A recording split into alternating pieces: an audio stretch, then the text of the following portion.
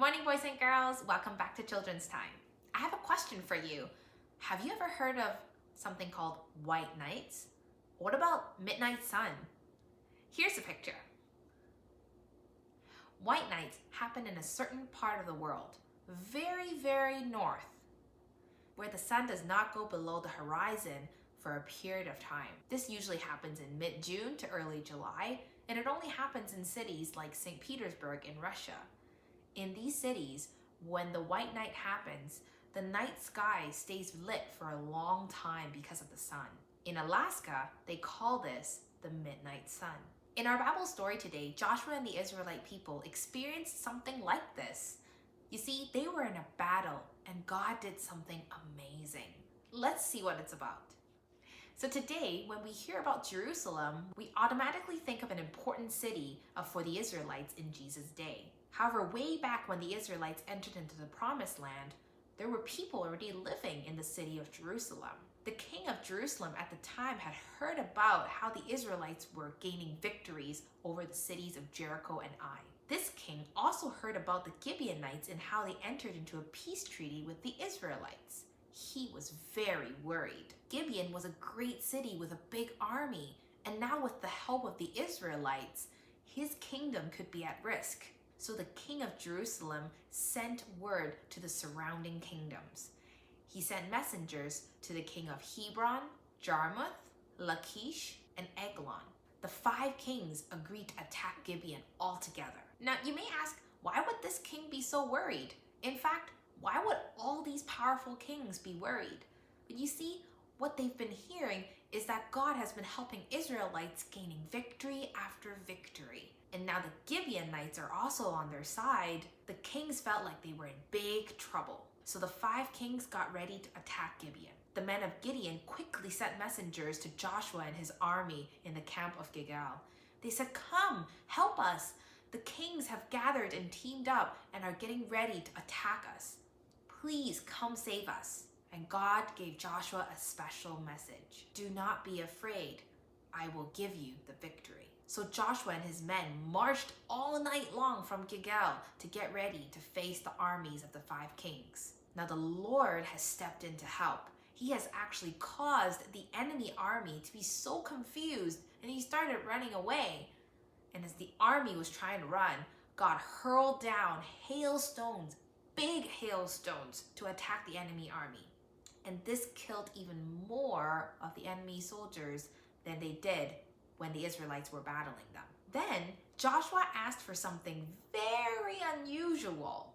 He knew he had a long battle to go, and he prayed to God, and he said, "God, would you make the sun and the moon stand still?" And guess what happened? It did. So it happened. God stopped the sun and the moon from moving for a whole full day. God was so powerful that he has stopped time from moving for his people. Now, that's amazing in itself.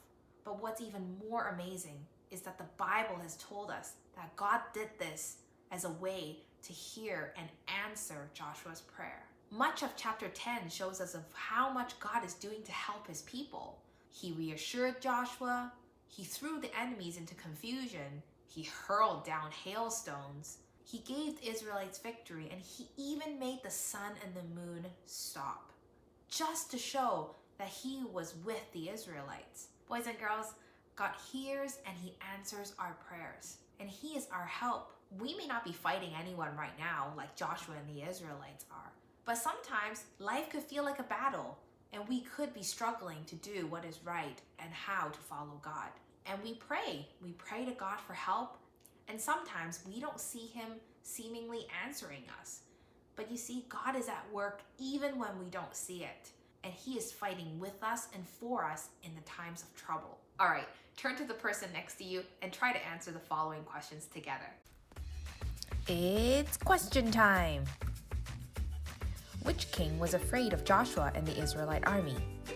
King of Jerusalem, King David, or King of Jericho?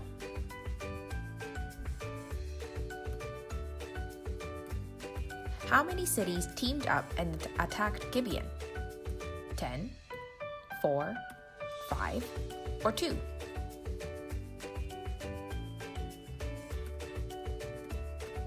Why did Joshua and the Israelites have to help the Gibeonites?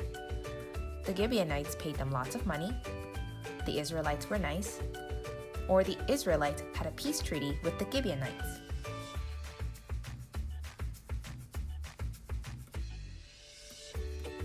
How did God help the Israelites to fight the armies of the 5 kings? God made the enemy army lost their way, God confused the enemy army and sent hailstones on them, or God sent angels to fight for the Israelites.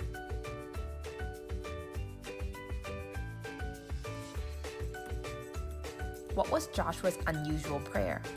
He prayed that everyone in the battle would be safe. He prayed for rain. He prayed that the sun and moon would be still.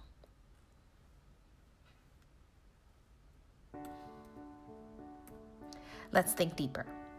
Sometimes we feel that God does not hear our prayers, especially at times when we feel scared or worried. Joshua, in the face of a battle, knew who he trusted. God gave Joshua a special message. Do not be afraid. I will give you the victory. We don't read of how the Israelite army fighting the battle with great strategy and effort, but we read of how God was helping them throughout the entire battle. Let's read verse 14 again. There has never been a day like it before or since, a day when the Lord listened to a man. Surely the Lord was fighting for Israel. God hears us when we pray to him. He listens to the prayers of children, parents, and all who look for him with all their heart. Let's draw. Draw the sun and the moon in your journal or on your papers. And as you do, think about how powerful our God is as he holds this entire earth in his hands. Write down what God has taught you today through Joshua's battle story. Our verse of the day. Let's read together. Be strong and very brave. Make sure you obey the whole law my servant Moses gave you. Do not turn away from it to the right or the left. Then you will have success everywhere you go. Now try this. Should be pretty easy.